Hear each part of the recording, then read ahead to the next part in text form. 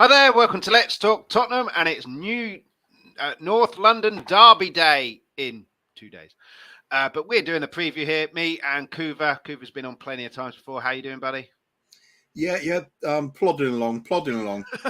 Strange sort of. I'm feeling the complete opposite to you. We're just talking before the stream. You were saying you're really pumped up for the game, and I'm feeling a bit flat for it. It's one of those I don't. It's just so painful to lose to this slot. I can't face it. So let's see what we can do. Well, we'll talk about that, and we've got other things to talk about as well. Bobby K in the chat. How you doing, Bobby? Hoping to meet you tomorrow for the first time, and your two kids, the three Spurs boys, after the game. Hopefully that can happen.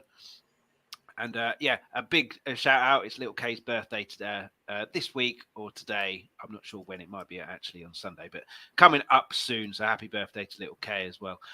Please get your comments in. Hit the like, hit the subscribe, hit the notification bell. And let's get cracking. Before we move on to the North London Derby, just kind of little matter. There has been transfer news with Tottenham. Actual official news, but it's not anyone coming in. This guy is leaving at the end of the season, Lucas Moura. So because of that picture there and what happened there, I thought we'd have a little chat about Lucas Moura, because I think every Spurs fan and a lot of neutrals as well will remember until the day they die where they were when he did that in Amsterdam. And that's his crowning glory in a Spurs shirt. Unfortunately, not consistent enough. But he's been a terrific servant, never complains. Never complained about being left out of the final after scoring a hat-trick in the semi-final. A model professional, and I quite like him. He always put a shift in, always got on the ball, tried to make things happen, whether they happened or not. He still tried. But what do you think of Lucas Moura in a Spurs shirt? Well, I've never been a Lucas Moura fan. Just shitting on my introduction there. Yeah, I just haven't. I've always found him a bit like Aaron Lennon. He's got that sort of cult status, but when you actually look at what he does, he has a good game sort of every 12, 13 games, and then there's a lot of sort of disappointing stuff in between. Having said that, he has scored some great goals for us in the past, and at the end of the day, that miracle in Amsterdam is unforgettable, and he always gets a pass at the end of the day. He's engraved himself in our hearts just for that performance. On a personal level, that night, he was the sort of finishing touch of me winning about 1,400 quid off the bookies, because I had bet on Liverpool to win 4-0 against Barcelona that night, and us to win on away goals. I just had this gut feeling we were destined to play Liverpool in the final. So big up Lucas Moura for that. But as I said, and a last-minute goal as well to get your money, and it can't get better than that. Absolutely. Just everything that feeling was fantastic. The only thing that beats it though is actually winning something. Yeah, well, it was kind of not a waste of time, but it kind of didn't really mean anything because we ended up losing the final. But it would have been instead of an incredible moment, it would have been absolutely legendary if we went on to win it. Yeah, but I mean, Harry Kane started, Lucas Moura didn't. That wasn't the issue in the game. The issue was the 40-second penalty, which completely changed the game, allowed Liverpool to sit back. But we ended up, I thought, playing in that game pretty well. I think Alisson, up until the last Champions League final, made the most amount of saves in the Champions League final in history. Virgil van Dijk, man of the match. Yeah, I just can't remember. Yeah, I just can't remember us really having any what you'd say clear-cut chances. So they were all saves that you'd probably expect him to make. But that was then. This is now. Wayne in the chat as well. Already got hold of one gooner at work and bantered the hell out of the poor sod. Hope you're all well. I hope your bantering isn't all in vain and tempting fate too much. But if we do win, then you have to repeat that, I think, on Monday and Tuesday and Wednesday and every other day until the end of the season. Please get your likes and comments cut in. Hit the like, hit the subscribe button and the notification bell. Big shout out to Ian as well. I gave a shout out to Tommy and Mac on last week's show for getting me a ticket to the North London Derby. Thanks to Ian. My dad's got a ticket as well. All three of us going to that one. North London derby. North London derby. It's a very, very different Arsenal side to the one that just collapsed last year with Rob Holding getting sent off. I do have to show this. It's going to make very nice viewing, but that's the table at the moment. 11 points behind, game in hand. So up to 14, could be 17 if they win. But it is only halfway through the season. Our halfway through the season would have played 19 games. So it's still kind of very early days, but it is a very, very different Arsenal side. We were speaking before. We'll come to Kane in a minute. I've got a feeling that it's going to be his history-making day. I've got something in the back of my head. Kane to break Jimmy Greaves' goal-scoring record against Arsenal at home and us to win. You, like you said at the start of the show, very different view, very nervous, and they are a very, very different Arsenal side. They don't look like the just sit back and capitulate type. But I don't think they've had a game this season where they've had a really hostile crowd. So if we can make it a really hostile crowd again, I know you said they'd have learned from that, but but your feelings on the game, it's must win. Who's it bigger for, us or them? And your feelings? As far as I'm concerned, it's bigger for them because they are at the top of the table and they want to really prove a point now that they're not the team that capitulated last season. Let's face it, last season when they came here, the first 20, 25 minutes, they were the better side by quite a good distance, really playing some good football. It was just when we score against the run of play, they really did crumble. Then the crowd came into its own. And I thought Son played Holding like a fiddle as well. Just yeah. Okay, I'll have the ball. We'll wait until you foul me. Eventually, you'll get your bookings, and then a stupid little elbow due for frustration, I assume.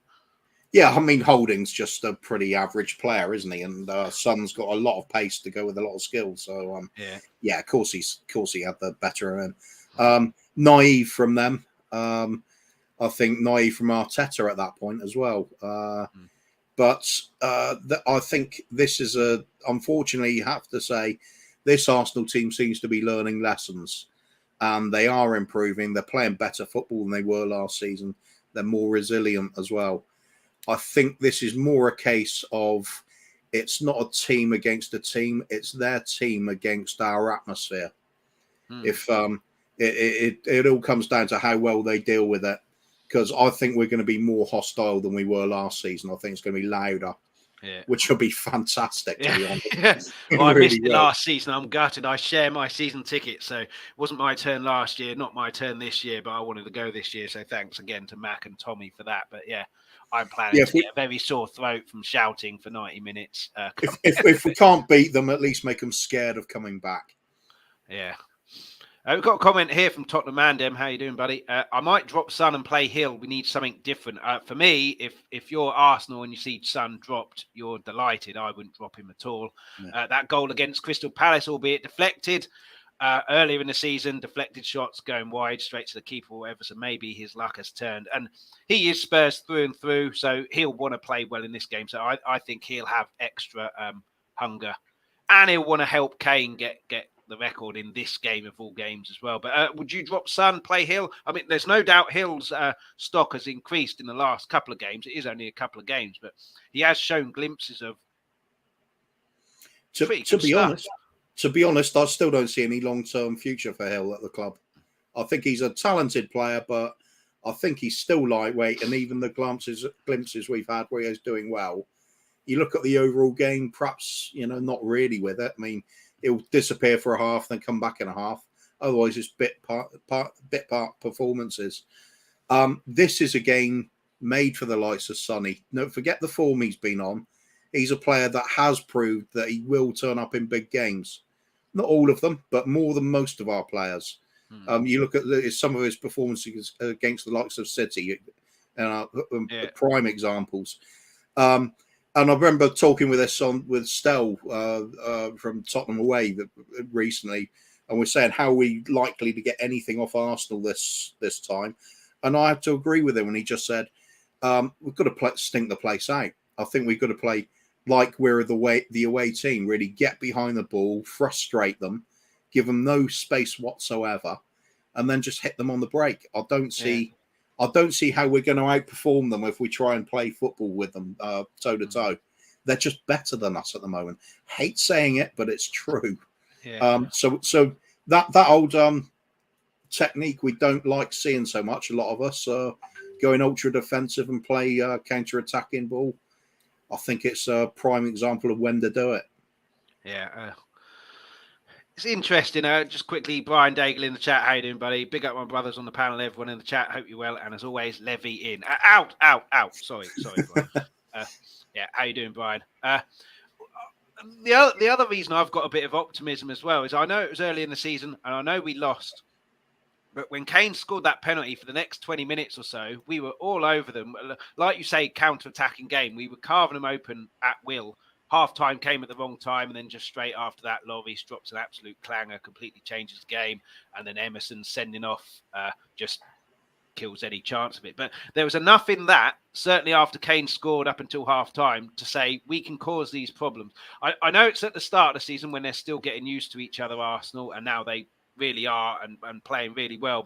And Richarlison made a real big difference in that game, and he's not around. But there's still positives in that game, even in defeat. And who would have known if Lloris didn't make that mistake? It's still 1-1. Next goal, we get it. We could have ended up winning that game. So there's a lot to give me optimism. I've been completely wrong before. We were talking about the Champions League final. I thought it was ours to win and luck was on our side because of what happened in the semi-final. We all saw what happened there. But yeah, does that give you any cause for optimism, or is it too early in the season, or the fact that we lost gives them bragging rights and any good play that we had in that game they won't really be caring about? Well, if we look at it more closely, what happened in the reverse fixture, we did pick up when we scored, of course. Goals always tend to give you a lift and put the other team on the back foot a little bit, or it's most of the time. But before Emerson got sent off and we're saying, oh, well, that really nailed it, and put the nail in the coffin, we were getting battered before that. They were attacking at will every single time. We were completely out of the game. So I think they'd already found a way to you come back from any sort of the forward momentum we had for a short amount of time. We were terrible. We were absolutely terrible. Yeah, I think that's a regroup situation. Like I said, half time came at the wrong time. If there was another 10 minutes in that first half, I think we'd have taken the lead. Possibly. Half time, they regroup. God knows what we were doing, but they regrouped and that Lloris mistake as well. I think that was 47 minutes or something. It was very, very close to just after half time. I think that probably killed a bit of our hope and belief and everything. But I think if that hadn't happened, yeah, I don't know. I try and be optimistic, and then it always goes and kicks me in the teeth. But difficult to say, isn't it? Yeah. Yeah. A couple of in the chat, Tottenham and Dem talking about the Levy out. Levy in until I see further evidence. Someone else has a plan to take us to success. Chelsea have spent 400 million and are an awful team. Things could be worse. And then Ben in the chat as well. How you doing, Ben? Hopefully see you on interesting Sunday as well. One. I'd like to know how you get evidence of somebody with a better plan to get us to success without them actually being the chairman. Yeah, I mean, Chelsea are interesting, aren't they? We're not going to spend much time talking about them, but I mean they're 10th at the moment, and I mean that's why I put the league table up to where it was, because it was Chelsea in 10th, so at least there's some element of happiness for Spurs fans seeing Chelsea down there. But like I said, still only halfway through the season. It fit normally mid-January. You've played at least 22, 23, 4 games. We're only on 17 and 18 at the moment. So there's a lot of football to be played. A lot of tiredness going to be creeping in, I think, around March because of the World Cup and the fact that games are going to be thick and fast, especially with Champions League when that returns. So there's a lot of football to be played, moving away from the North London derby just for a moment. FA Cup, we're still in that. Preston away. On paper, should be winning that. Of course. Paper is a wonderful thing in football. Sometimes it's not even worth the paper it's written on. Giant killings for me happen because the bigger team, the team that should be winning, don't take the lighter team seriously. The lighter team have nothing to lose, and it's their big day. If we turn up and with a correct attitude, I think we win that game fairly comfortably. If we don't, could be tricky and probably will lose. I think to Middlesbrough last season, I think we thought we've won that game. Turn up, completely different game to what we're expecting. They go and win. It's a wonderful opportunity. Wonderful opportunity. I think, is it Man City versus Arsenal? So one of those is going out. Am I correct with that? And yeah, wonderful opportunity. Wonderful opportunity. But what would you make of that draw and our chances of the FA Cup this year? It's potential banana skin, isn't it? Away to Preston North End. It's the same with Portsmouth. If it had been an away game against Portsmouth, suddenly becomes a lot more tricky. Very hostile they are down there in particular. Yeah, I don't think you'd have the same hostility at Preston North End somehow, but they're going to be up for it, aren't they? It's going to be the game of their life again. Always is for the Minnow team in an FA Cup game. So. Are we going to turn up with complacency? Are we going to turn up sort of spluttering and not really playing very well for the first half? Give them anything, even if it's like a scrappy sort of hack and slash sort of goal where they from a long throw in or a corner or something, they've just scuffed it into the net. They don't care how it's going to go in. They'll be roaring the team on from that point, and you can't afford to get into those sort of situations. I think what we want to see is a nice early goal from us and keep possession of the ball and just add another one and kill it off, do it professionally. But that's not what Spurs do, is it? Well,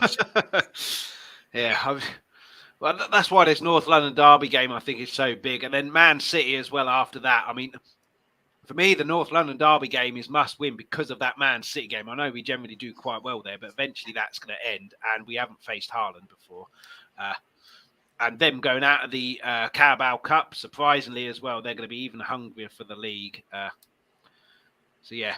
But it's strange, isn't it? I mean, they're not quite clicking like they were last season yet, are they? No. Despite having Haaland, who's smashing all the records. They're so capable of not clicking. All of a sudden, click, done, 6 goals to the good. Yeah, absolutely. They're very, very dangerous. And well, we're mentioning Chelsea just a minute ago as well. If you actually look at all the things surrounding their loss last night, you'd think, oh, yeah, they're terrible and everything.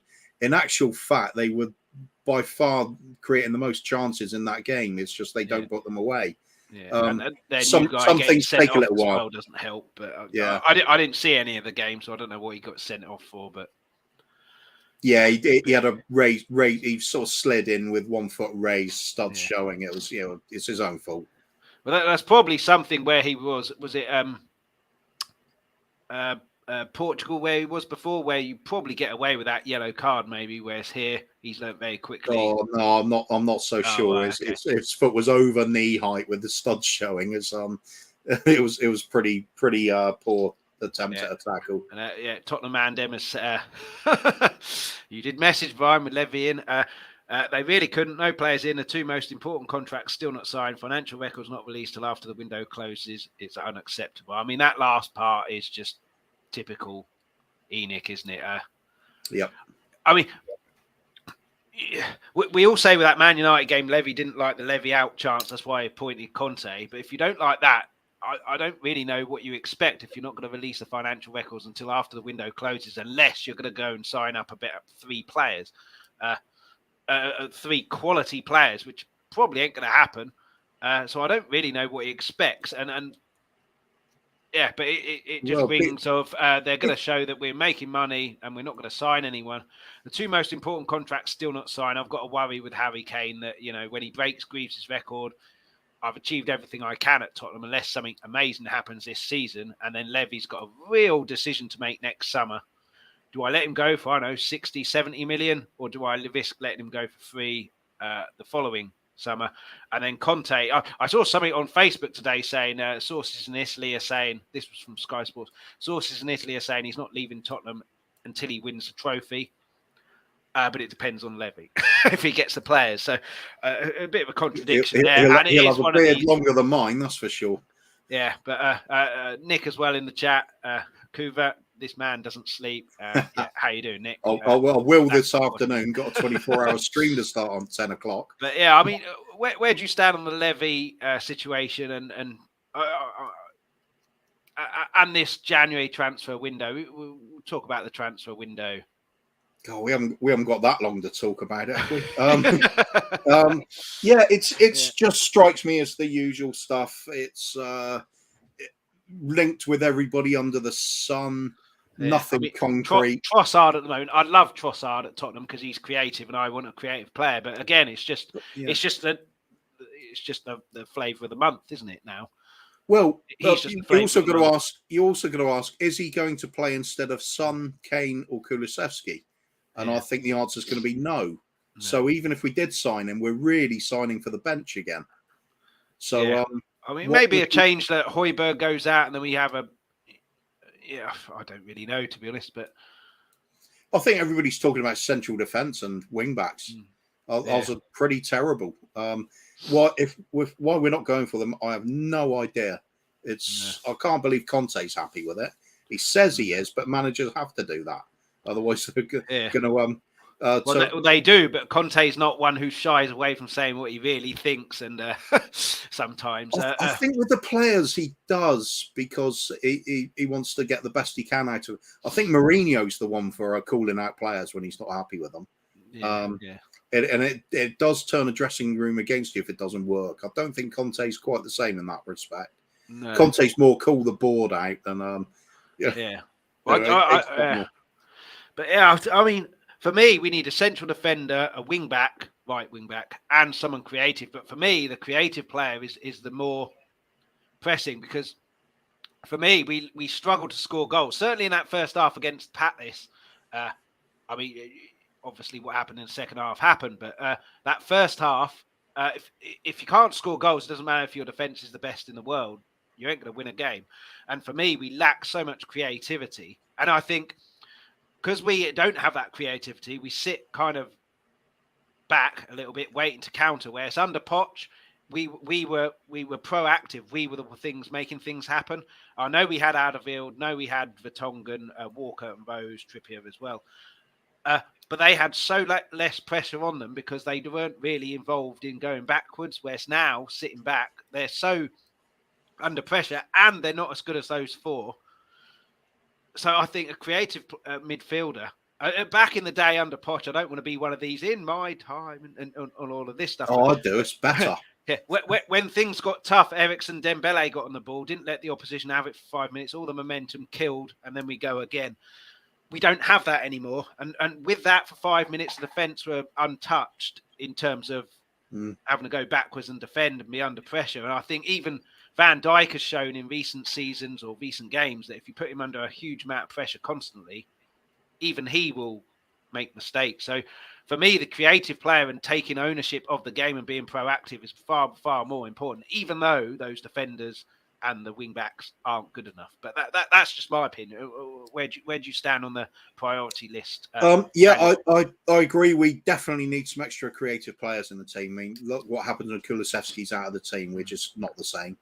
But I'm also a believer of you improve your weakest area of the team first. Otherwise, the rest of it's going to waste. And for me, the weakest areas of the team are the fullback positions, goalkeeper and central defence.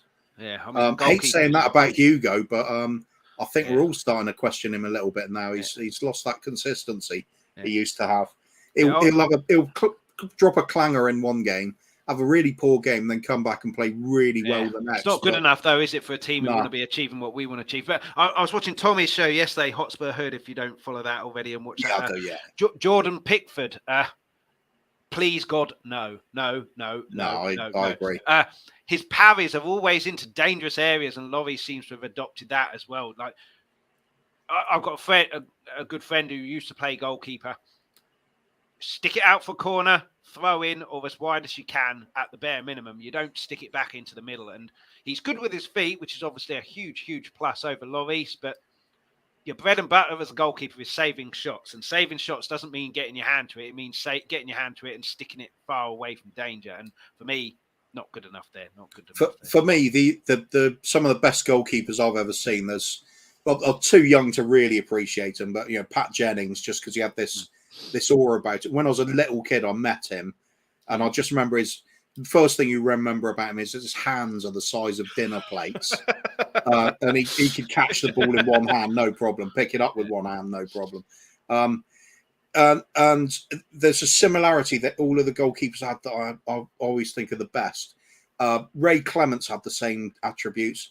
Eric Torstvedt did. Yeah. And Peter Schmeichel and David Seaman. Those five are, every single one of them, I'd see the same thing, and that's calmness. It's reliability. It's like there's just this assurance at the back of the team that everything's okay.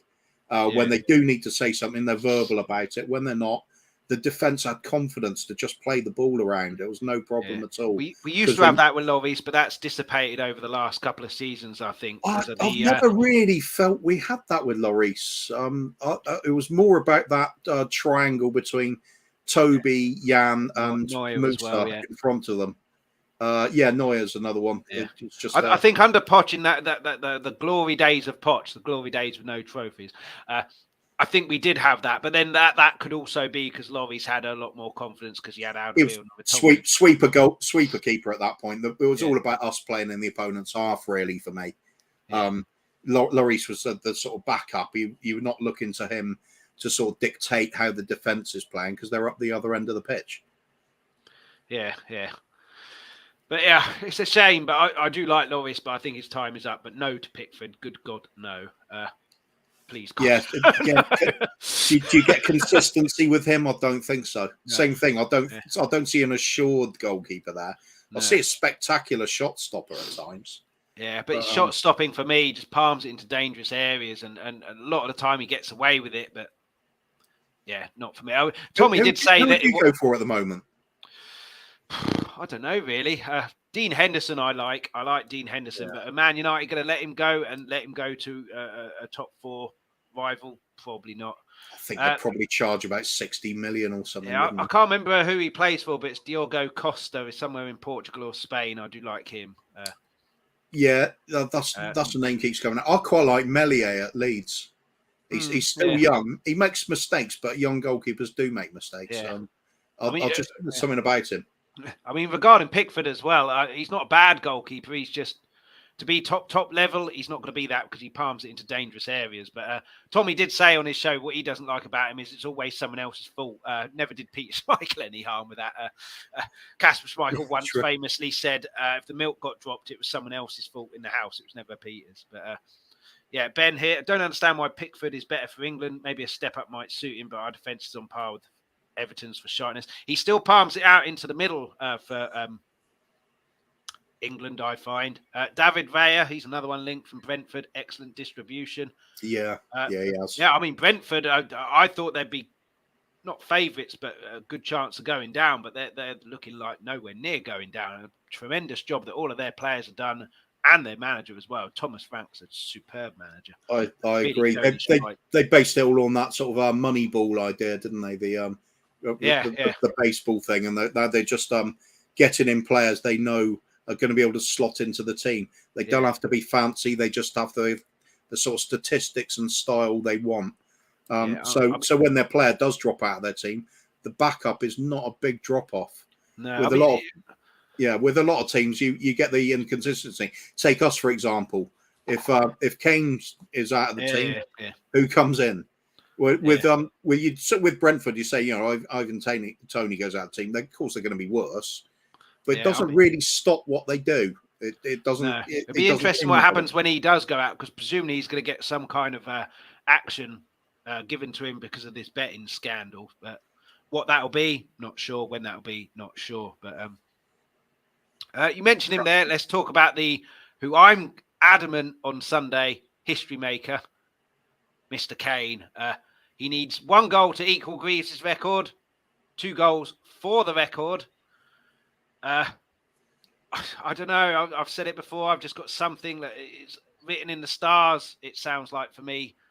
Breaks Jimmy Greaves' record against Arsenal at home, when on paper we shouldn't be beating them and we're struggling. But yeah, I mean, and the 18 months left on the contract, what do you make of that? in terms of the record, it's going to be broken this season, whether it's Arsenal or not. But what also would be amazing is if it's broken at home in front of 60,000 fans rather than again 5,000, 3,000 fans away from home. But yeah, what do you make of Kane this season? Certainly after the World Cup, when a lot of players could have gone really missing after that France penalty miss. And what do you make of his 18 months left, 18-ish months left? Yeah, I think the 18 months, not a problem at the moment. I think that's something that gets resolved in the summer one way or another. If we're doing nothing and he can see we're doing nothing, maybe he just does think perhaps it's time to look for just get that silverware somewhere else. Does Levy cash out? Does Levy go, well, you can have him for 150 million a player with like a year left? No one's going to be paying that. I think if he's playing that game, he should have cashed out on him when Man City came in. Because you might as well get top dollar for him if you can. Well, they only bid about 70 million, didn't they? They kind of took the piss out of us. Well, I'm not so sure I'd believe everything with that. I can't see them if they really wanted Harry Kane and it's Man City. Yeah, I don't think they come in with a massively undervalued bid somehow. No. I think it'd be more a case of here's 120 million or something. So instantly. I think they did, and the reason for that, I think a lot of top teams have done it in the past. Real Madrid certainly did it with Bale. Put in a bid that gets rejected. He then gets upset, tries to force a move, gets upset, and then tries to force a move. That happened with Bale. He refused to go training. Berbatov, same at Man United. But yeah, what they didn't count on is that Kane, I think, wants to be loved and be a Spurs legend as well. So even though I want to move, I can't go full hog, refuse to go. Well, kind of did refuse to go training. We don't really know, but go the whole hog because then his legacy at Spurs is tainted. And that Greaves record, even then, wasn't that far off. I think they probably did try and put in a bit of a shit bid to try and unsettle him. It's certainly the sort of thing we'd try and do. So, yeah, I think fair enough if they did. But, yeah, it's difficult to tell with a lot of these things, isn't it? We're kind of guessing on it. But you may well have a point there. I do agree that, excuse me, that I think Harry Kane would ideally like to spend the rest of his career with us and win things. But it becomes a toss-up. How much does he want to win things, or how much does he see us capable of doing that? Yeah, he might have missed the boat. If Conte signs a deal tomorrow, does Harry Kane then go, right, I want to sign, or is it not that cut and dry for you? Conte's not signing a deal tomorrow. No, but just for the sake of argument, devil's advocate, if he did sign before the end of the season, if he signed a deal, does Harry Kane then go, right, Conte's staying, I'm staying? If that happens, it's because Conte's convinced we're going to be doing something. So, yeah, I could see that happening. There's constant talk about this, like the standoff between Levy, Conte, and Kane over contracts and things like that. End of the day, for me, it's always down to the chairman. If you are the one that owns the club, if you're the one setting the tone of what we desire to achieve in the season, you're the one makes the first move. The others have to fall in line with it. Yeah. So I think like I said, if Conte is signing the contract tomorrow or sometime between now and the end of the season, it's because he is now convinced that's what the chairman's doing. So in that case, yeah, Kane, I think, could be happy to go on with it then. Yeah. Well, let's hope that's the case, because without him, we are a lot weaker of a team, that's for sure. A couple of comments. Jay Ashraf. Hi, Brian. Any further monitoring on Porro? God knows what will happen with that. And Tottenham and Arsenal here. Stop the toxicity from Levy out and support the club. No movement based in hate shall overcome the glory of our white shirt. Well, I will say there are Levy outers out there who do spread toxicity, but there's also Levy inners who spread toxicity. So indeed. And then, yeah, I'm not sure if he's being serious or not, but Levy has been a proud custodian in his club for 20 years, guaranteed us a future paved in gold trophies. Let's appreciate that, not ignore it. What I will say about Levy, I guaranteed us, has he? What I will say about Levy, is I think he's been an okay chairman, because for me, there's 2 points to being a chairman. You've got to make sure the club is financially stable, and we have grown where he took over when we were 10th or whatever, just mid-table mediocrity. Our stock has really grown. We're well known much more over the world now, and we won't ever, under him, be in the red in terms of money like we were with Irving Scholler. But the other part is on the field, and they're he's been fairly terrible. He has bought some good players, your Bales, your Modric's, your Sons, but he's ignored managers at every time. Harry Redknapp asked for Luis Suarez at Ajax. We get Luis Suarez. We get Luis Saha. Poch wanted Mane. We get Nkudu. Countless others. No transfers for 18 months or whatever. So in terms of that, he's been absolutely terrible. So good in terms of the back room, but if he was a chairman that did what he did in terms of the money and the status and everything like that, and then just employed someone who knows about football to do all of the football stuff, he'd be an unbelievable chairman because he's brilliant at that business side. And then he'd have someone who knows what he's doing. Well, sorting out the pitch stuff with the manager, but he won't for some reasons, and that's what holds him back for me. Yeah, I mean, if you look at it at face value, you'd say, yeah, that's probably the case. Great businessman, but does nothing with the football side of it. The question is, with all this way, he's increased the value of the club and the stature of the club, built the new ground and everything. Where has it got us? How are we seeing the benefits? 1 trophy in 14 years for a club of this size, earning this amount of money, about which we think is going to probably announce record profits after the window. And where is it all going? How is it improving that first 11? We first made Champions League 12 years ago. Where was all that extra money helped us? It's not. We're no better off now than we were then in terms of the football. In fact, you'd argue worse. I think that Harry Redknapp team was better than this one. So where is that going? Also, you got the is he a great businessman? Let's think. We built a ground with no ground sponsor. It will be 4 years we've had the ground in April, and still no ground sponsor. Other clubs have the sponsor in place before a brick is put down to build that stadium. That's not good business as far as I'm concerned. No. We are making a lot of money on that with the gigs and other stuff. But I was under the impression that would generate extra money which goes into the team, which doesn't seem to have happened. It seems to be going into even if you accept that this is a reasonable amount of funding, which you could do, that we do have money going into the team. It's just how we spend it that's so ridiculous. Chop and change manager and direction constantly. Who exactly makes the footballing decisions at the club? It's him, isn't it? He seems to have to be involved. If he could shut his ego off and just I'll be in the boardroom. Do an Ajax. Do an Ajax. They appoint Edwin van der Sar. It's ex-footballers. Get like, I know, Harry Redknapp, just a name off the top of my head. You're the director of football. You speak to Conte and you get in the players that you want. He'd be an unbelievable chairman, I think, because then he'd be able to focus solely on getting that sponsorship, other things to generate us money. But he doesn't. He seems to have to get it. Anyway. Get involved. And look at what happens when he does get involved. How many other chairmen say it's the most painful experience I've had in football dealing with Daniel Levy? Some clubs don't want to deal with us at all. Yeah. This is not a good business practice. A good business practice is the sort of thing you see on movies all the time. They happen for a reason. You have people in the boardroom agree on a deal, crack open the champagne, because both parties have got something from it. It's a good thing. It's a positive. With us, it's like a little war goes on. And Levy wants to come out saying, I won that. How great is that? And the other team's thinking, well, this was shite. I don't want to deal with Spurs again.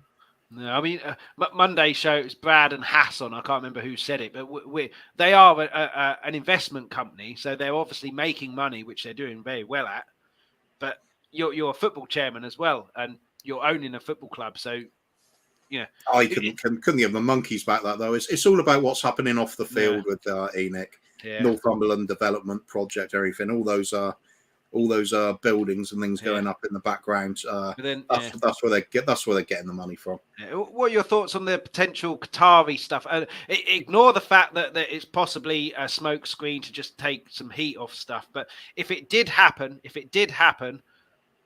where are you with that? Because I was very critical and I hated Newcastle and said the Premier League shouldn't have allowed them to take over. So I can't then be hypocritical and go, yeah, but it's Tottenham, so it's fine. So yeah, I don't want the Qataris taking over us, but then any billionaire taking over you, is it all clean money? Probably not. Probably not. Where do you stand with the Qataris if that was actually genuine? How's it really going to affect us? 25% ownership, 30% ownership at most, something like that. What I see was Daniel Levy still chairman, and absolutely no idea from the fans what that £1 billion investment is going to mean. Does it go straight to ENIC? Does it get any of it going to be spent on players? Might not see a penny of it on players. It doesn't actually mean anything to fans. It's just the hope that goes with it, because you see, the oil-rich the state investing in the team, because we've seen what's happened at Man City, we've seen what's happened at PSG, but they could just go and get 25% ownership of any club they like, as long as it's only one in each country. I think that's the rule.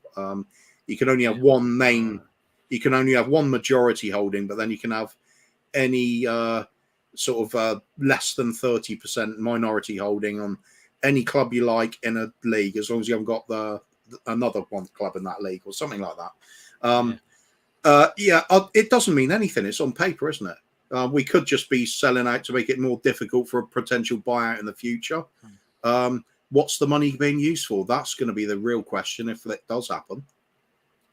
Yeah, it'll be an interesting one. A few comments come in. Jay Ashraf, hi Chris and Kuva. Are you expecting us to start fast in the North London derby? We're doing predictions at the end, so we'll get onto that. And regarding your question to Brian, nothing new about Porro, I'm afraid. A couple from Ben. Highest ticket prices in Europe, but still have to watch Eric Dyer week in, week out. He might not play, Ben. He might not play, so you might not have to watch him on Sunday. A good suggestion here, build a separate board that focuses solely on football. It's given a budget by the main board, and they spend it where they see fit. You'll end up with Daniel Levy on that board with those joke glasses, nose, and moustache that you get from a joke shop. You should do your magic tricks for that, by the way. Yeah. Well, I'm never on camera with it. It's just my hands. But and Kuva, look at the opposite spectrum of Chelsea's new owner, just buying everything in the toy shop with little strategy. And Ben goes on to say Chelsea have a mole in the consortium, but Chelsea are interesting. That kind of reinforces the point, though, doesn't it? What's happening at Chelsea? It's not actually about the money that most people are annoyed with this club. It's about how we use it, and Chelsea are using it badly at the moment. Yeah. But they've got American owners; they'll keep throwing money at it until it works. Will they give Potter enough time? Doubt it. Well, it's interesting, isn't it? Because I was watching Sky Sports yesterday. I can't remember who was on it, but they were saying that the amongst the fans, what's the word? Not philosophy, but the culture. The culture is, if a manager isn't doing well, get rid, because that's what Roman Abramovich did for however many years. Whereas it's not necessarily going to happen here, and they've got to accept that as well. So they could have just a very mediocre season this season, stick with him, and then we saw what happened with Arsenal. They stuck with Arteta after a couple of bad seasons, calling for his head, and now look at them now. So it's a very interesting one. But you'd have to imagine an owner coming in and splashing all this cash on so many players in such a short time.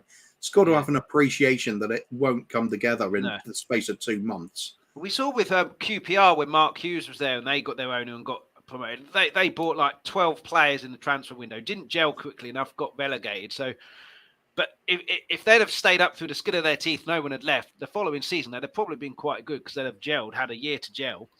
And then Mark Hughes would have said, okay, well, that one came in, he's staying in. That one came in, he's not staying in, and so forth. Same with Forest this season, isn't it? Yeah. If they stay up, they're probably going to be much, much better for it next season. But let's get back to the North London derby. These three in particular, Saka, Odegaard, Martinelli. I usually put photos up of players, but I'm not putting Arsenal players up. Fair. But yeah, I mean, Odegaard, player of the month. Arteta, manager of the month. Martinelli has come on leaps and bounds. Saka, to be fair, Saka's come on leaps and bounds since the disgrace that he had to endure from football fans after his penalty miss against Italy.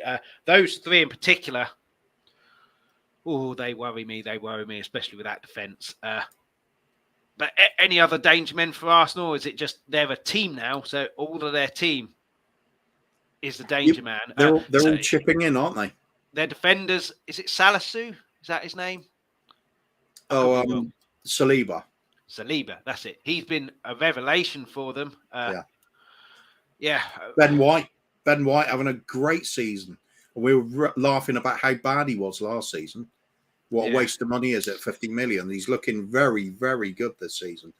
What with that interesting role of it's becoming more and more popular now. But Arsenal are probably doing it better than anybody with the wing backs tucking into the central midfield positions, and then you allow your Xhakas to go forward, join the attack. Usually means they've got 5 people in attack when they actually go forward. We seem to rely on 2 or 3 at the most. I think, they're well set up. Everybody's playing their role well. Just mentioned him, Xhaka. He's having an absolutely outstanding season. He used to be the one that you could really get to, kick him on the ankles a few times, he'll end up swiping for you, get sent off. But he seems to have really matured in I don't know, 6 months or something. He's finally got that sort of freedom, and you can see he's realised let the football do the talking. I think they're just looking a very, very strong team now. I mean, I didn't even mention Jesus as well. I've just top striker fitted into them. We were after him. We got Richarlison, but he's proven certainly in the early season. Zinchenko as well, a winner as well. I said it myself. I thought the wheels would come off when they get an injury to Jesus, but I was wrong. And Nketiah, I don't think's anywhere near the player, of course, but he's come in and he's scoring a couple, isn't he? He's doing okay. And they're still playing the same football. I mean, I know I said there's something written in the stars for me that we'll win, but I am worried about Arsenal. Don't get me wrong. I don't think it's a turn up and we've won. But yeah, if we can keep them 3 quiet, we'll just very well. But then they'll also be saying if they can keep our front players quiet, certainly Kane and Son, then they'd have done well. On the Levy stuff, Tottenham and blame the players, not just Levy, Kane, Son, Eriksen, etc. Bottled semi-finals and finals. Chances to win leagues. Would there be a Levy out movement if we won 2 league titles in the UEFA Champions League? It's a good, interesting point. I think there still would be, because even if you'd have won those, you still then need to progress and keep that level and improve on that level, because other teams will as well. And I think Levy potentially would have said, well, you've got a good enough team to win those, so you don't need any more. But yeah, that's all kind of for that is part of the argument. I don't think we ever would have won those. We didn't win them. I mean, that's the point. When we had that fantastic side under Pochettino, you look at the bench, there was nobody on it. It was Bentaleb, Mason, Eric Dyer. I mean, the Champions League final was a weird one. The penalty changed the game completely after 40 seconds. Liverpool sat back.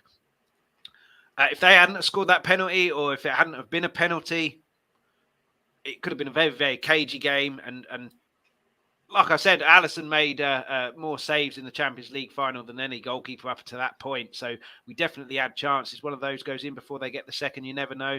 It was just one of those days. But certainly, yeah, my issue with Levy is after the 16-17 season where we finished second to Chelsea, 86 points, which the previous season would have won the league.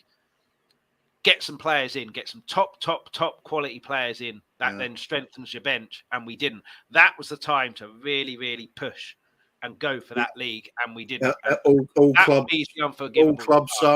clubs die without the introduction of fresh blood. Alex Ferguson did this all the time. It even let players go in their prime to bring fresh ones in, just to keep the club going. As for blaming the players, not just Levy, we're now talking about players that have been at the club for 10 years. Is that their fault they're here for 10 years? Or is it the fact that we accept that level of mediocrity and keep improving their contracts and extending them? Who's that on? The players? I don't think so. Yeah, it's an interesting point. Moving on, he goes on to mention about the North London derby. Arsenal worry me. Me too. Not sure we can rely on Dyer and Davis. Xhaka and Partey can easily boss us. Without Bentancur, who's dictating our play, we'll come to that a bit later on. But let's come to this guy. We all want to see this again, and he's smiling behind there. You can't actually see. But will he get back to form? I said earlier, the Palace goal, it was a deflection. But we've seen that luck is very strange in football. When it's not going for you, those kind of things, a deflection, hits the post, goes wide, goes out for a corner, goes straight to the goalkeeper. When it's going for you, it can hit your arse and fly in and send the keeper the wrong way. Will that goal against Palace, do you think, be the turning point for Son this season? We all thought it would be Leicester when he got a hat-trick, and then it didn't really seem to make any difference. Will that be the turning point? And this is a game, like you said, he'll be hungry for this one. He's Spurs through and through, I believe. So he'll hate Arsenal as much as we do. He'll want Kane to get his record in that game of all games. Do you see this being a turning point for Son, or do you think he'll struggle again? And Tottenham and as well says, good point, Kuva. We've got to learn to sell and remove sentiment. Very true. But yeah, Son, will this be a turning point? Will that Palace game be a turning point for him, do you feel? I hate to say it, but no, I can't see it. There's something not right about the way Son's playing in the team this season. If he was going to turn it around, surely getting a sparkling hat-trick earlier in the season would have turned things around. But I'm just not seeing it. He had a smile at least on his face. That's something. That's something of the old Sonny. But I don't know, something about the way we're playing. It's just not working now. He seems off it. I don't see any sign of him really recovering it. Although, if you're going to, and you're Sonny, North London derby would be a fantastic time to do it.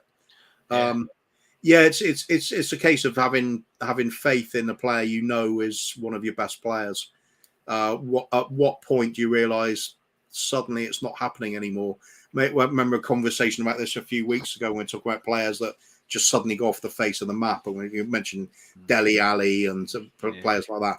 But I'm also thinking the likes of Fernando Torres at Liverpool, one of the best strikers in Europe, and then a bit of an injury layoff, and he was gone. The player was never there again. Is that the same with Sonny? It's a worry because this is going on a bit too long now. Yeah, I know. Tottenham Mandem says, Chris, what level do you rate Son at? For him, I'm at the level below world class, definitely nowhere near Mbappe, Messi, etc. He's got it in him to be world class again. You don't get golden boot in the league and then suddenly become absolutely terrible. Well, you do. He has. But there's definitely still half the season left, so there's still plenty he can give us. And like I said at the start, I think if you're Arteta or Arsenal defenders and you see Son on the bench, you're delighted on Sunday. You don't want to face him because I would imagine even those players are thinking he can still turn it on. He can still turn it on. And the goal that put South Korea through, that's what he needs to do. Getting the ball, running at people, committing people. Him turning around and passing backwards ain't helping anybody because that's not what Son is good at. Son is good at getting the ball, running at people, committing people, getting a bit of space, having a shot, playing a pass or what have you. So that may actually help us in this game because Arsenal, I think, probably will attack us. And that will probably, like you said earlier, leave us open to counter-attack. And that's when Son's at his best. But yeah, and Ben says from an early point, Son and Eriksen seem to have won everywhere else, Asia Cup and Scudetto, respectively. We have a toxic sentiment, mental culture that stems from the top. I wouldn't disagree with that. But yeah, Son, it's an interesting one, how you go from 22 goals to, what's he got now, 4? Halfway through the season. Maybe it's the defensive play that's not helping him, but then he played defensive play under Conte last year and Mourinho and didn't do too bad. Maybe it's the extra players coming in, the Kulu coming in and taking the team by storm. I don't know. But I definitely would not be dropping him on. Yeah, absolutely. Absolutely. It's just because you've missed with a few shots with your best rifle, you don't just ditch it, do you? No. And it wouldn't surprise me if he suddenly turns it on in this game of all games and gives in a performance that we expect of him. It wouldn't surprise me at all. Hopefully that's the case. On the other hand, it also wouldn't surprise us if he didn't turn up again, would it? Yeah. It's a toss-up, that one, I think. The only thing I do feel fairly confident is if you give Kane a chance, he's going to score it in this game. This more than any other. I think so as well. Yeah, I think so as well. And yeah, Tottenham Mandem, what's he said? Get the Napoli fella to replace Son or Liao. I'm not sure who that is. Yeah, he's good player, but it's a bit of a sad one, that, isn't it? Because is there a better sight than Sonny scoring a couple of goals and he's got that beaming smile on his face? It's such a feel-good factor. Yeah. Plus, of course, the added thing with Sonny is look at the merchandise, the off the field value of the man. We've got half of, well, if not all of Korea following his career. It's a big thing to replace him. He's iconic, huge megastar in Asia. So we've got to take that into consideration as well. Of course, he don't just play him just because of that. He's got to still be performing, hasn't he? But he's not doing anything to sort of, he's not throwing his toys out of the pram or anything like that. He'll be more annoyed than any of us fans, I would think, about his form. But that Leicester game, certainly the second goal, that's what you expect from Son. So he's still got it there. It's just for some reason confidence is. Isn't it funny though? The moment when you mentioned Son and we're talking about the North London derby, instantly in my mind I'm playing it over and over again. Him scoring that breakaway goal where he lobs it, sort of curls it into the far corner from way out and takes it really early. And I'll just see that constantly in my mind, thinking another one of them, please. Yeah, he's got it in him, hasn't he?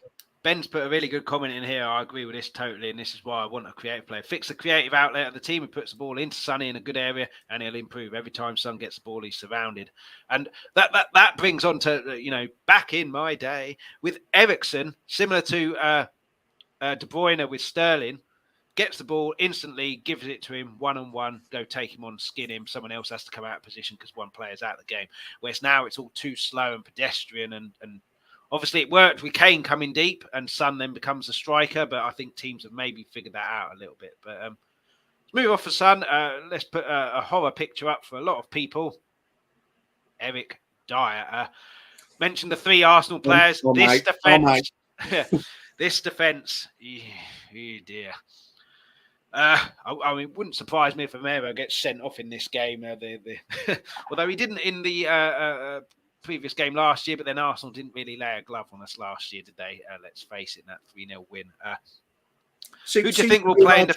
Seems to be an Argentinian trait, though, doesn't it? Pochettino talked about this in his playing day. Yeah. Pick up the yellow card early in the game, and you just manage yourself throughout the rest of it. Yeah, Romero, generally speaking, has been good at that. Yeah, he hasn't been sent off yet, which I can't believe. But anyway, who do you think will play in the defence? Including the wing backs as well, and they need some help with whoever the 2 central midfielders are, whether it's Bentancur, Basuma, Højbjerg, Skip, whoever, because they will be under a lot of pressure, I feel, in this game. I think we'll win and we'll have counter-attacking opportunities, but Arsenal will have chances as well, and our defence needs to stay strong. And it is a worry because, like we said earlier, they're not out of field return level by any stretch. But who do you think he'll stick in the defence and the wing back positions? Who I think he'll stick in the formation wise and players is different to what I'd probably do. But I think first I'll do what I think what I'd like to see with us is probably play a 3-5-2 in this game. Just have Sonny and Kane up front, literally rely on them as the breakaway sort of unit. Then you're going to have the delivery from flanks. You've got to have players with a bit of pace. That rules out Doherty. Oh God, that Emerson's ruled out of anything because it's a football game. Yeah, and Spence just ain't going to play. He needs to go on loan. That guy. So I'll just I'll play Spence for the hell of it. Just because he's got that sort of pace and ability to attack. Oh no, he can't. It's probably going to end up being Emerson Royale anyway. Just to somehow try and hold the back, keep it really solid at the back if you can. Well, I think he's better defensively. So in this game where Arsenal are probably going to attack us, I think he'll go with Emerson, and Emerson will be not wanting to get sent off again. So I think he'll go with Emerson because defensively he's better. Perisic on the other side. But yeah, I mean Emerson. Yeah, I can't see Sessegnon being up to it. I don't rate him. It was a Champions League game. I can't remember who it was against, but he was completely out of his depth in that game. And when Emerson came on the left side for him, and then Emerson shored it up unbelievably. So I think it'll be Emerson and Perisic, and then probably Well, it would be definitely Romero and Dyer if they're fit, and then it's Davies or Longley. Arsenal don't, from what I can recall, have any huge tall players, which Longley obviously is better than that Yeah, they because don't. he's tall. So I think it probably be Davies, but yeah. I think the fact that you just sort of hit the nail on the head with what's so dangerous about Arsenal against us. If they're going to throw the ball in deep, you'd imagine Dyer's going to win a fair share of headers. But if they're playing an intricate little football on the edge of our box, I can see us getting torn apart. I really can. I agree with you on the defenders at the back there. Midfield's difficult because we've got players injured. Bentancur certainly out. It's going to be a massive mix. Let's go on to that. I've got this picture here. The two main men, Kulusevski, Bentancur. I've only put them in. Will Kulu and Benny be playing? We'll come to Kulusevski in a bit. But Bentancur, from what I understand, he's not in training where Kulusevski is. So that would suggest out. He's an amazing player for us, Bentancur. £14 million or I think it was 80 million euros, something like that. Less than 20 million quid easily. He's become a real fixture in that team. Got injured during the World Cup, and we said there'd be injuries in the World Cup, and then that would affect things. Who do you think will be in the midfield? Because I don't think he'll be there. It'll be Højbjerg. Basuma's come back to training as well. Skip's just not at it at the moment because of his injury. So Basuma and Højbjerg, I would probably say would go in, but I want Bentancur in there. I want Bentancur. Yeah, you want I want Bentancur in there as well. But if I'm going with my 3-5-2 idea, kind of a bit forced at the moment because of the form of Skip and the fact that Bentancur's out. So it'd probably have to be Højbjerg, Basuma, and it's probably going to have to be Sarr then, isn't it? Who else have we got left? I mean, he's played well. I mean, I did see stuff on after his last game against Portsmouth. He reminds me a little bit of Dembele. Calm down, it's 2 games. And, Dembele is, I would say, that off the top of my head anyway, the most underrated player that in one of the most underrated players in Premier League history. He's got a hell of a long way to. I mean, there probably are elements, strength, and everything like that, but to be mentioned really in the same breath as Dembele, you have to do a lot of stuff. Very good. I agree. I think with Dembele, if he'd been allowed to venture forward a bit more and he'd screamed in a few of those shots, he's capable. He did against Lyon, so he had that in him in his first game. I think was it against Fulham? I can't remember his first game, but he scored in that one. Yeah, but if he was popping up with 6 to 8 goals a season on top of everything, everybody would be talking about him as like an all-time great. I think. I think that's why we were so solid defensively because he didn't go there. He was so strong. Him, Wanyama, Dyer the season before, just marshalling allowed your Kane son Dele, and Ali and Ericsson to just go do your stuff. Wing backs, you can go forward. We've got you covered. They've got good engines anyway. It's what we touched on earlier in the show when I was talking about the calm defensive, the calm goalkeeper. It's basically Dembele does that, but over the halfway line. He's that calming influence there that totally dependable, allows everybody else to play football. We just haven't replaced that, have we? Yeah, for Ben, it's Basuma, Højbjerg, Sarr, workhorses. Do you think if Sarr does play, this could be... I know Tanganga's dropped off, but he more than held his own against Mane, who's world-class, certainly at the time in his first game when Mourinho put him in. Do you think it could be like a... I can't think of the word, but like not a wake-up moment. That's it, yeah. And you're against a top Arsenal team, top of the league, our big rivals, playing well. I don't see him getting stage fright. No, I think every bit we've seen of him isn't a lot. Let's be fair. That's why I don't get carried away either. But he looks like a competent Premier League footballer. Yeah. I'll have to see him in these big games to see if he's going to be more than that. But I'm not worried about him. I think he'll do all right. I mean, sometimes you don't know how someone's going to do, so you have to stick them in to see how they will do and hope it works. If it doesn't work, Tottenham and Arsenal, exactly the same 3 for him. But I think he's easily earned the right to play in this game if Bentancur is unfit because of what he's done. And I love Skip, but the fitness isn't there. He needs the fitness boosted up. And in this game, you can't carry passengers in this game. No, you definitely can't. Yeah. Definitely. So for me, Sarr, see what he can do and, hope it works. But one way or the other, you're going to find out. But yeah, Kulu, he's back in training. Fantasy football says 75% chance of playing. A lot of the time that happens, they do play. And I hope he does, because he's got 2 games this year and I'm second in the league and I want to win. Yeah, he is huge. Got him on my side too. Yeah, he is huge for us. And even when we're not playing well or playing defensively, he is the one with the Saka's the same. No fear. I know what I'm good at. I'm going to do it. And Kulu, I mean, he was criticised when he first joined us. No pace, doesn't need it. Very similar to Teddy Sheringham. His quick feet, get him the extra yard, and super positive. I'll just take someone on. Not afraid to have a shot. Crossing ability is properly on the money. He may be slightly unfit. I was hoping he'd be fine, being that he had a month off, but obviously not the case. But how important is he to come back in? And do you think he'll play against Arsenal, or do you think he'll be on the bench, or do you think it's not risking it? If he's fit, that would mean I'll give up on my 3-5-2 idea. It would have to be 3-4-3. I was going to say, yeah. That's how important Kulusevski is. We have to play him. There's an argument to say he's more important for the way our team will attack than Harry Kane is, which is crazy talk, I know. But he can drop deep as well, which then stops Harry Kane being the sole focus of dropping deep. Harry Kane can alternate between dropping deep and going forward. And when he does drop deep, then you've got 2 up there, Son and Kulu. And I think he's absolutely essential. And again, shows you don't need to be spending £100 million on players. If you do your scouting right, you can get cheaper players who are top quality to fit your team. And Kulusevski's the one player we do have where you can play the ball into his path or into his feet. He's still going to find a way to beat his man. He's capable of that, and creating goals for others and chipping in with goals himself. Yeah, he is a fantastic player. At the moment, he's the only reason I enjoy really watching us.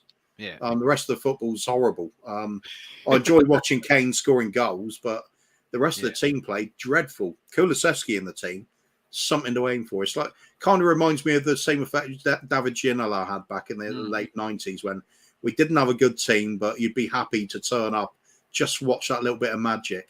He is that kind of player.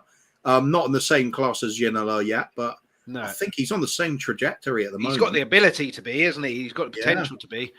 For me, though, him and Bentancur, fairly young, they're the 2 players. Certainly, Romero possibly as well, but in terms of going forward in midfield, they're the 2 players you're building the team around now. I know Kane and Son are top quality. Son has the ability to be top quality, Kane is, but they're getting on now. So at some point, they're going to be winding down. So you build the team around Kulusevski. He obviously plays well with Kane and Son, as you saw last season. So you build a team around him in the forward areas and Bentancur in the middle. That's where we need to be going, I think. And that's how important those 2 are and how integral they've been to what we achieved last season. I think with Bentancur, I think he's a very talented player, but for me, he's the metronome sort of player. I don't think he's going to be one that you'll look to sort of dominate the opposition. I think he can be. I think he can learn that. Not a Dembele-like player. I think he can turn into like a kind of Ericsson player. I think to get the best out of Bentancur, you do want an absolute monster alongside him. A Dembele or a Wanyama. That would work very, very well in my book. Because you'd have the one that's the absolute destroyer, and then you've got Bentancur with the guile and the ability to set, and just pick the passes out. And he's chipping in with goals as well. That keeps getting overlooked, or does it? And perhaps it doesn't. Perhaps we're just with him missing from the team. All of a sudden we forget it. But he's starting to develop his game, becoming that all-round sort of link up between the defense and the attack. With him out of the team, we are a lot worse for it. Yeah, absolutely. Back on Tanganga, Ben says he's got 0 technical ability, highly physical team. He'd do well. His ball progression is substandard. He has a ton of power, but lacks finesse. It's a shame. He's a shame. But kind of last thing now before we kind of wind up, the dreaded predictions. I can't do predictions in terms of scoreline. I'm a coward, but it's my show, so I can do what I want. I think we'll win. I don't think we'll keep a clean sheet, and I think Kane will get the record. In terms of how the game will pan out, I think Arsenal will see how our defence is. Think we can score goals here. So I think they'll attack us. They'll be obviously wary. A lot will depend on whether Kulu's playing or not. I think Bentancur's probably pretty confident to be out, but Kulu is touch and go. If he's playing, they'll be a lot more wary of us at the back. But I think they'll attack us, and then it'll be a counter-attacking game for us, and then just hope we can stand firm defensively. But I think Kane gets the record, and we win. Predictions? How will the game pan out for you? Stick my neck out and predict what we usually do. 5 minutes of us playing well at the start to get the crowd going. Then Arsenal coming back into it and dominating the game. Our midfield completely overrun. And then you watch the quality of the players like Odegaard, who I think is getting better and better all the time. Martinelli, Saka, and they'll start ripping us to shreds in places. I think it's going to need us to get a goal against the run of play to really get ourselves into the game. Because when it comes to just footballing us against them, I think they've got the advantage by considerable distance at the moment. Yeah, I'm not sure they'll win the league. I think City will pip them. So, but this is a real crucial time kind of for them. They had Newcastle last week, 0-0. Newcastle are a very good team. North London derby, and then I think they've got Man United. I'm not sure if that's at home or away. So if they can get through those 3 games without losing and picking up, I don't know, 5 points or whatever, I think they've done really well in those 3 games. Yeah. I can see them losing this game and then losing to Man United and then City overtaking them, especially now that they haven't got the Carabao Cup to worry about. It's possible, yeah. But these are the tests, aren't they? I was thinking when Arsenal played Newcastle recently, I remember saying at the time, I'll stick my neck out and say, if Newcastle won that game, I could see them going on to win the league because they just do not get beaten. Every game they pick points up. Every game. Just that one game against Liverpool where they dropped any last-minute goal to stop them getting a point there as well. And they've improved as they've gone along. A lot of draws at the start of the season. And now there's so many wins in the last 10. I think they won something like 8 out of the last 10. Arsenal, now, they're at the similar point where I think if they come to our place and they win, I'm going to start looking at them thinking, they might just do it this season. It's that kind of result. If they don't get the win here, if it's a draw, I'm not sure. If we put one over on them and they crumble again, I'm going to think, nah, it's the same. They haven't got the mentality. They will fade away. Yeah, I mean... So, huge game for them, but for us, I don't think there's anything to lose for us. Bit of pride at home, but it's not going to affect our season. No, I think if we lose to them, that stupid bullshit St Tottenham's Day definitely happens. But if we can win, we're 8 points behind them. They've got a game in hand. But then you don't know how they're going to be affected. Certainly if we have a good result. A couple of comments. Bentancur is the conductor of the orchestra. And then predictions. He's going 2-1 Arsenal. We're not good enough. Tottenham and them. Be a very tough game. And I'm not confident of result. 3-0 Spurs. I can't see it being 3-0 or anything that comprehensive. Tommy said on his show yesterday, he can see 1 goal being in it, but Spurs win 2-1, 3-1, 3-2, something like that. I think that's probably more likely. I think both teams will score. I've just got something in my head. I keep saying it. We're going to win. Kane's going to get the record at home in front of his own fans against the old enemy who said he wasn't good enough and was too fat or whatever as a little kid. And then he goes and gets the record there. But even if he doesn't get a single goal, just win the game. You can't be losing to these. But yeah, that's pretty much it. I'm kind of. Well, didn't you want my prediction now? Oh yeah, you didn't, did you? You just gave it. Sorry. Doesn't matter. It's going to be negative anyway. I'm with Ben. I just think they will probably race to a 2-0 lead. I think Kane will probably bag one back, and it'll make it a nervous finish. But I think they'll have enough to see it out. I just don't think we're good enough. It really does feel to me like it's a case of them against our crowd. Yeah, again, we don't know how they'll handle that. They haven't had that this season. They obviously capitulated against us. Palace, they didn't do too well with a bad crowd, and then straight after us, Newcastle fans killed them as well. It's their big test, isn't it? That's what I say. The pressure's on them, not us, as far as I'm concerned. Yeah, it'd be very, very interesting, I think. Very interesting. But, yeah, I mean, I've been completely and spectacularly wrong with my gut feelings before, but doesn't stop me making them. I've just got a feeling that it's going to be Kane's night. It's going to be Kane's night, and therefore our night as well. And I really hope that's the case. But yeah, pretty much reached the end. We can speculate kind of as much as we want. Will this person play? Will that person play? But yeah, pretty much reached the end. And one more comment, Tom.